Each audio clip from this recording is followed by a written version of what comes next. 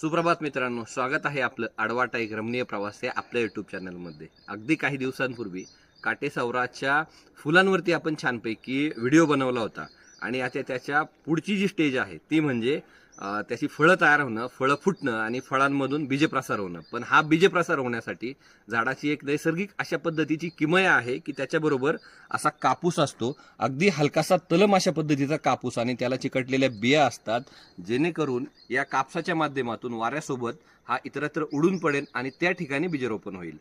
याचा वापर काही ठिकाणी ह्या बिया काढून कापसापासून उशा आणि गाद्या तयार करण्यासाठी होतो. त्याच्यामुळे आताही आपण पाहिलं तर अतिशय मऊसूद अशा पद्धतीचा हा कापूस आता पाहू शकतो. अगदी काही दिवसापूर्वी या झाडांनी बहरलेलं पाहिलं, निष्पर्ण अशा पद्धतीचं त्या काळी हे झाड होतं, परंतु आता मात्र त्याच्यावर छानपैकी नवीन पानांची पालवी फुटली आहे आणि हे सगळं पाहताना मनोमन आनंद होतोय.